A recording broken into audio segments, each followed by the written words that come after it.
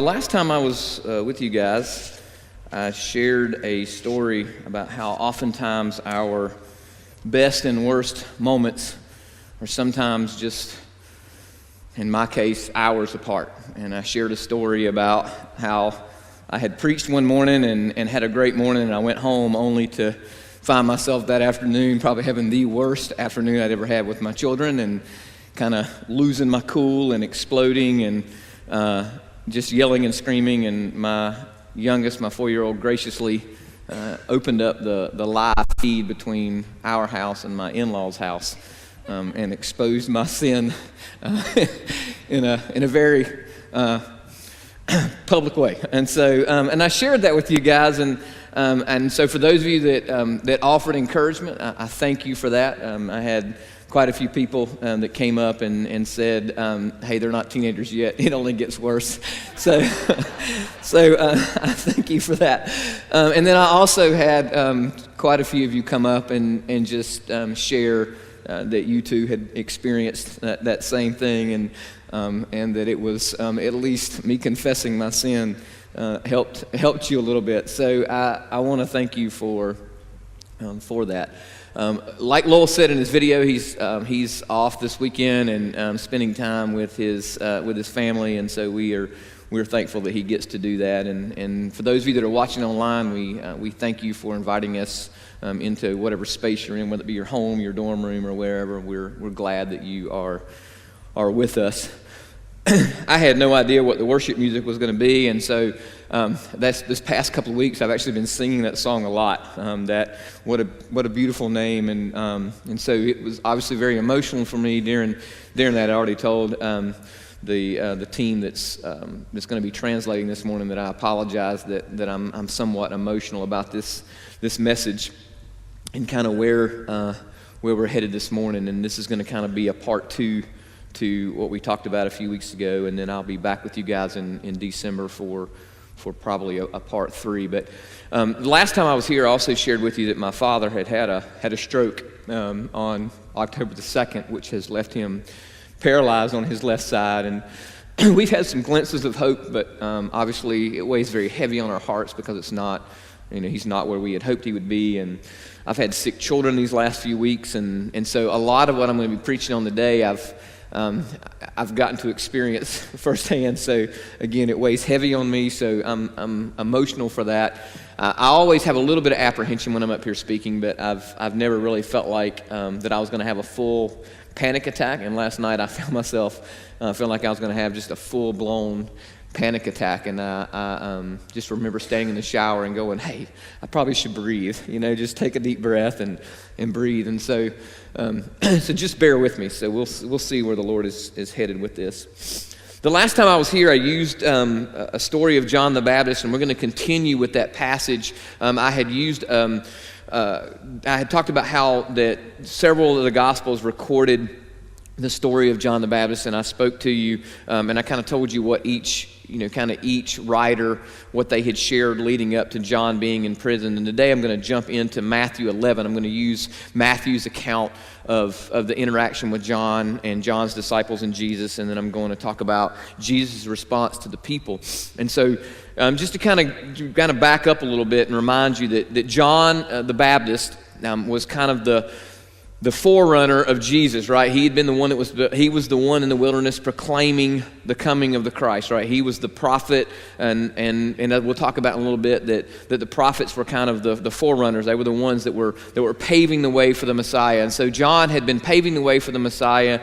He had actually baptized Jesus. He had watched the Spirit of God fall upon Jesus, and he had heard God declare that this was the Son in whom he was well pleased.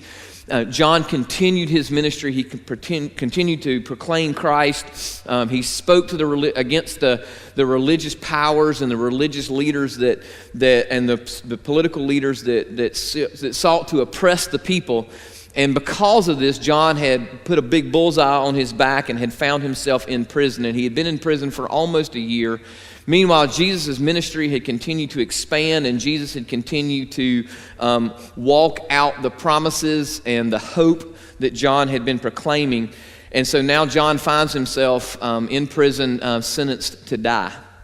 And so John had, in that moment, had this crisis of faith where he had been on this spiritual high and then found himself at this spiritual low, and he sent his disciples to Jesus, and Jesus responded by reminding the disciples. First of all, Jesus performed miracles right in front of their eyes, and then he sent them back and said, go and tell John what you've seen, and remind him that everything that he had prophesied, everything that he had proclaimed, that the blind see, the deaf hear, the dead are raised, that all of these things that he had hoped for, all of these things that he had proclaimed, that they are absolutely happening in the one that he paid the way for.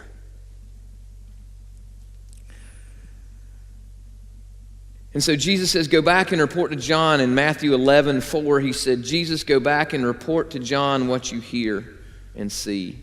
The blind receive sight, the lame walk, the lepers are cleansed, the deaf hear, the dead are raised, and the good news is preached to the poor.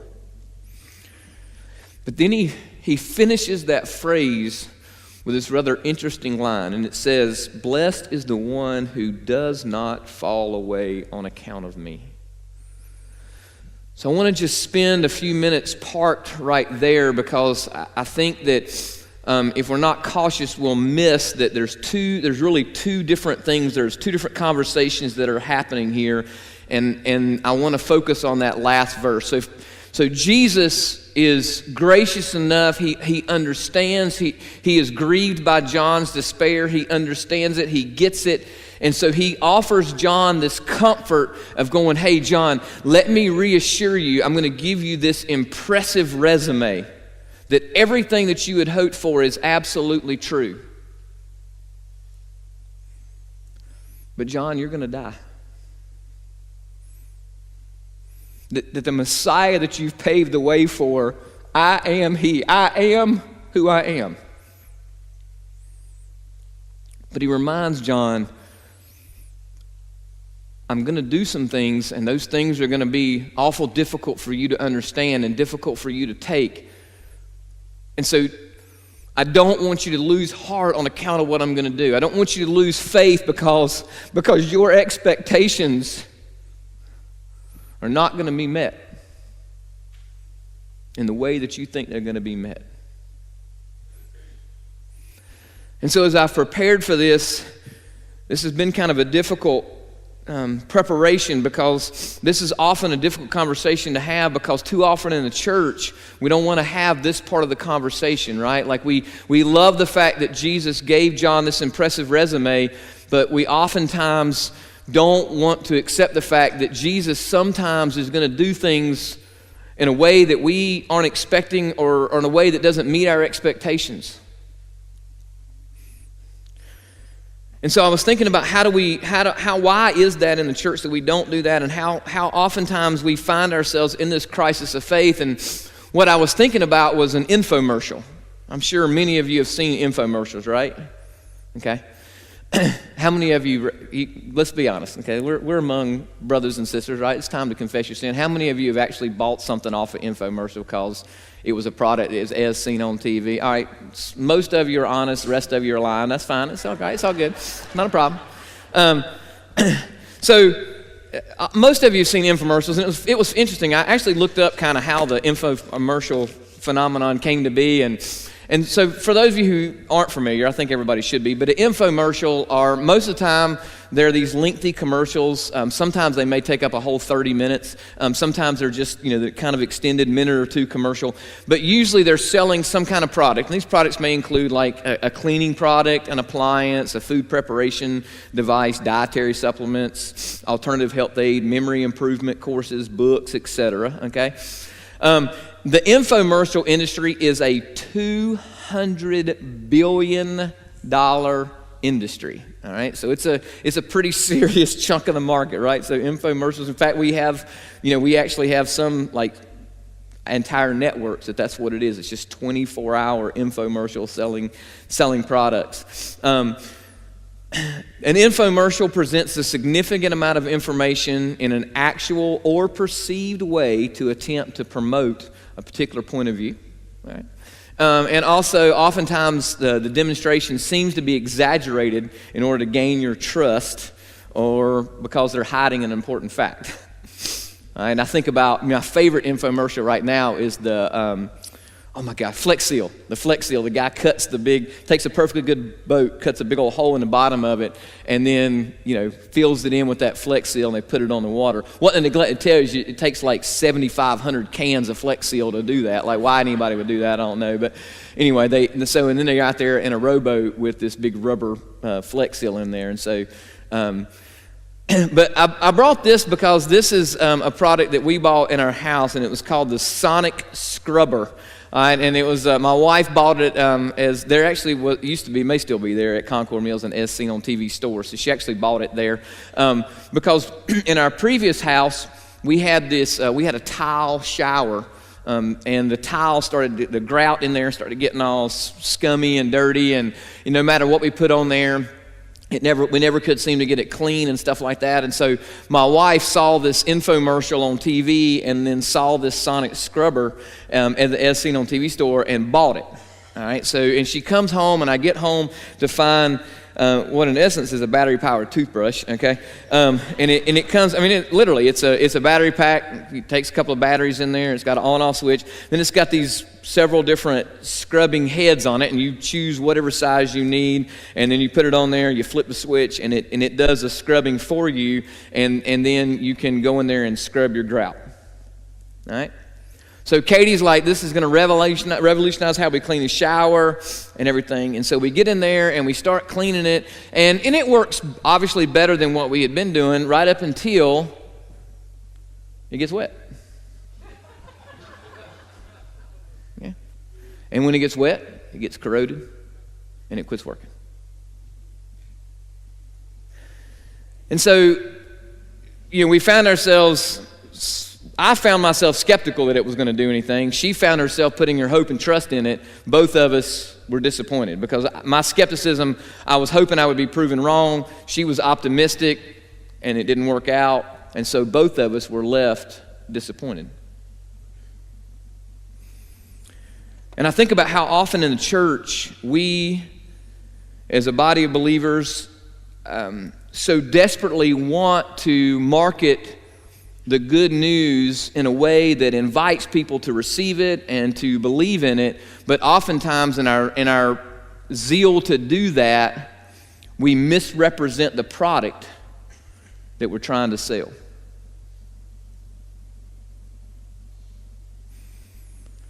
And so we find, and oftentimes it's in those moments of crisis where we find ourselves doing that. And I was just thinking about some of the things that I've been guilty of or have been a part of, and the results that it produced. But I was thinking about somebody that's hurting, and we're like, if you'll just believe in Jesus, He'll wash away all of your problems. Meanwhile, your marriage continues to fall apart.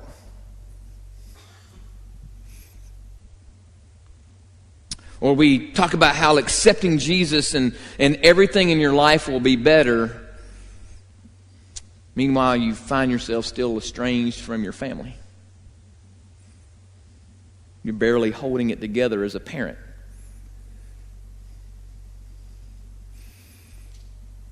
Love Jesus and He'll give you your daily bread.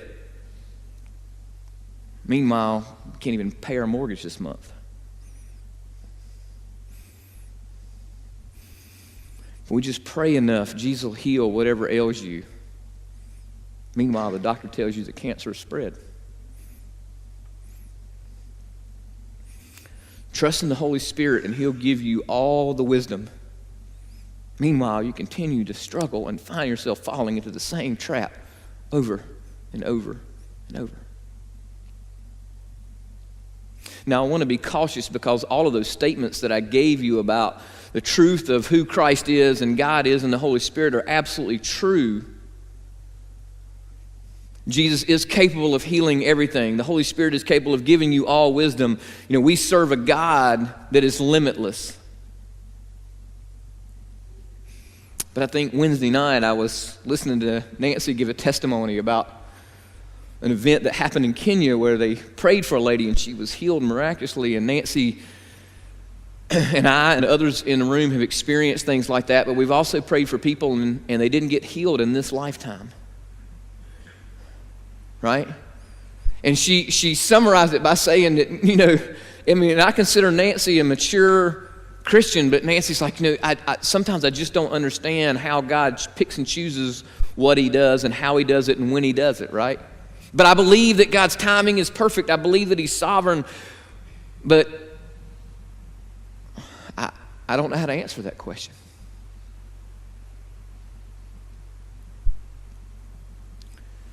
I was thinking about what John must have felt like when he realized that Jesus was completely willing to leave John where he was at and in that condition. And what John had to have been thinking as he was going to be beheaded that day. Did John have any idea that 2,000 years later we'd be talking about this Jesus that he had been proclaiming the way, that he'd been paving the way for? And if he had known 2,000 years later what would become of Christ, would he have willingly run to be beheaded? I wonder how many of us in this room right now, if you were given an opportunity to lay down your life right now in the hopes that 30 years from now, tens of thousands of people would come to Christ, would you willingly do it?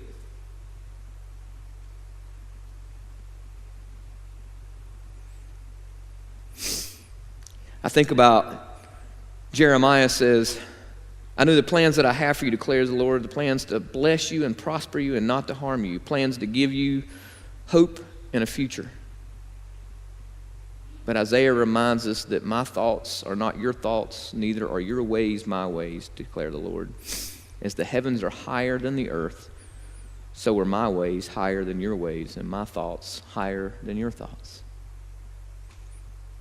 See, the reality is that we serve a Christ that is focused on things far bigger and focused on heavenly things and not earthly things. But in our flesh, we are limited in our ability to comprehend the vastness and the greatness of God. And so oftentimes, if we're not cautious, we will reduce Jesus down to an infomercial. And we will reduce this gospel down. Jesus was completely willing to leave John in the situation that he found him in. And I often wonder if that's because Jesus is far less concerned about you and I dying young than he is about us growing old, having never lived. See, right after Jesus has that interaction with the disciples and he sends them away, he turns and it's to the people. And in verse 7, he goes on to say, as John's disciples were leaving, Jesus began to speak to the crowd about John. What did you come out into the wilderness to see? A reed swaying in the wind? What then did you go out to see? A man dressed in fine clothes? Look, for those who wear fine clothes are found in kings' palaces. What then did you go to see? A prophet? Yes, I tell you, more than a prophet. This is the one about whom it is written, behold, I will send my messenger ahead of you, who will prepare the way for you. See, Jesus in this moment steps in this moment and realizes, as he always does, that this is kind of like an onion. There's multiple layers to what's going on here. Yes, you have John's doubt, which he's perfectly big enough for. He's perfectly willing to allow John to have that crisis of faith. He gets it. He understands that John is not looking at things from an eternal perspective, but rather he's looking at the circumstances directly in front of him, which many of us would do, right? I mean, any of us would look at this imminent death and go, how is this going to work out? I mean, how do you work all things together for good? Like, how is this going to happen, right? Like, I don't think that's an unrealistic thing for us, right? And I don't think that Jesus is so small that he can't take that. And so he offers John that comfort, but yet at the same time reminds John, hey, this is going to be hard. Don't lose hope in what's about to happen, right? Don't lose your faith now, because you're about to experience and step into eternal things. And then he recognizes that those witnessing this, it would be real easy for those of us in these moments of crisis and witnessing these things to lose faith. I was telling Lowell this morning, I was thinking about Shadrach, Meshach, and Abednego when they were about to be thrown in the fiery furnace. They were like, hey, throw us in there. God's big enough to save us. And then they said, but even if he doesn't, it's not going to change the fact of who he is. And I wonder what those people would have thought if they would have been burned up, right? They would have walked away satisfied that these three guys were fools, right? That in their limited understanding, they're going, well, they burned up because they didn't recognize that this is not about earthly things, but rather it's about eternal things. And that God's promises are true through eternity, not in the 30 seconds that you expect them to be answered. And so Jesus turns to the people and he begins to ask them these questions, and he asks them, what did you got in the wilderness to see? Now, for most of us, we might not understand what that meant, but we can relate to this. Most of us are civilized, right? We are very civilized people. I don't know how many of you saw my post the other day, but I bought this rather hideous-looking camper for my wife that needs a lot of work, and I had several people talk about how we probably should update our shots, our tetanus shots and everything if we're going to be sleeping in that thing, right? Because it is not civilized, right? It ain't even close to a Holiday Inn Express, right? This thing is going to be, and it needs a lot of work. But you and I are very civilized, and if we're not cautious, we'll allow our faith to be civilized. But John, he existed in the wilderness. John lived out in the wilderness. Now, who lived out in the wilderness in those days? Well, there's a handful of people that lived out in the wilderness. You had shepherds, you had farmers, and then you had a few crazies. Okay, that's who lived out in the wilderness, right? The civilized people, the respected people, those of prominence, they lived they lived in close proximity to the Walmarts and the Targets and the Concord meals and the nice restaurants and all of that, right? They lived civilized. He said, are you looking for a reed blown back and forth, swaying in the wind? I think about how many of us, if we're not cautious, we allow our faith to be blown back and forth by the wind, right? We look at our present circumstances, and if we're not cautious, we'll focus on our present circumstances, and we'll measure our faith or we'll measure God's ability based on the current circumstances we're in. John had openly challenged the religious leaders and the politicians of his day. He had stood firm in what he believed, and because of that, people had taken notice of that.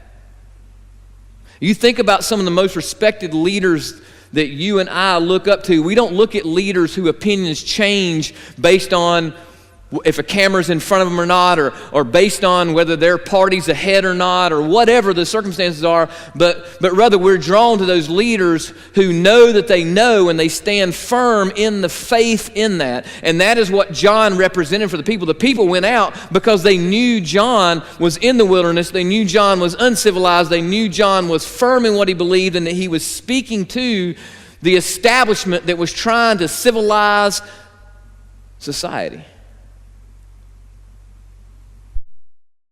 Every single day in the world we live in now, where it is not okay to be different, where we all have to be the same.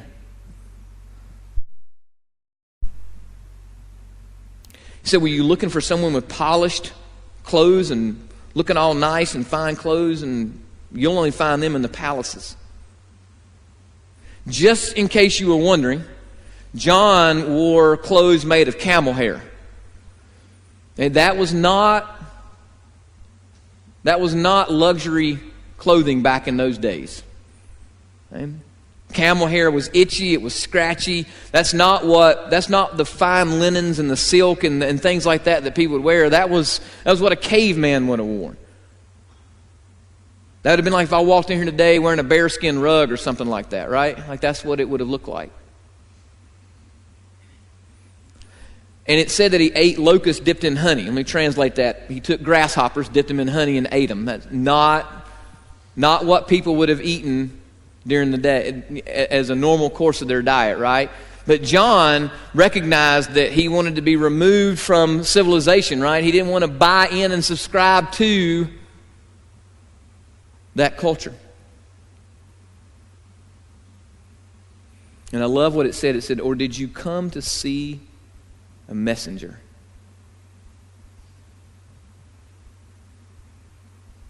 See, prophets were the forerunners to Jesus, right? They were the ones that were the men of God who were proclaiming the future of what God had for the people. Matthew McHenry in his commentary said in the Old Testament prophets, they saw Christ's day at a distance, and their visions were yet for a great while to come. But see, John saw the day dawn. He saw the sunrise, and he told the people of the Messiah, not as one who hoped they would come, but as one who witnessed his coming. Remember, John was the one chosen to be the messenger declaring the Messiah. But in order for the Messiah to increase, John must decrease.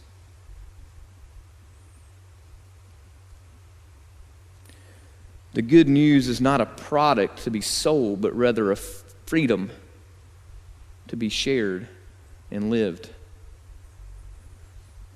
And I want for you and I to, as we continue to unpack this story, to recognize that in the midst of this, in the midst of our circumstances, oftentimes we find ourselves in situations, we find ourselves in hopeless circumstances.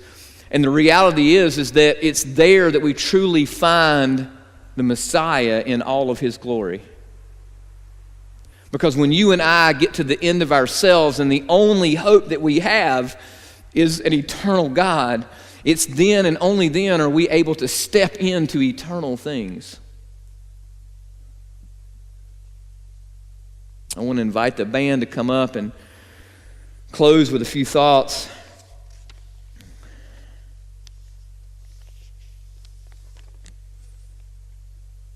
I was reading an article the other day, Laura Daigle, who writes some of the new worship songs that we sing here lately, has had an opportunity to appear on a lot of secular platforms. I don't even like using that word, but God has opened doors for her to appear in what we would call secular platforms. And one of those platforms happened to be the Ellen DeGeneres show. And she sang an incredible worship song, but she received from a lot of religious people, she received a lot of flack from that, because they felt like that she shouldn't have gone on a show with a woman who was openly gay. And I love her response to that, because she really pushed back about how often we reduce Jesus down to these religious beliefs, and we set these limitations. And I think about how the religious leaders would have felt that those days when Jesus was hanging out with prostitutes and tax collectors and all of those people that were so unfit for the Messiah.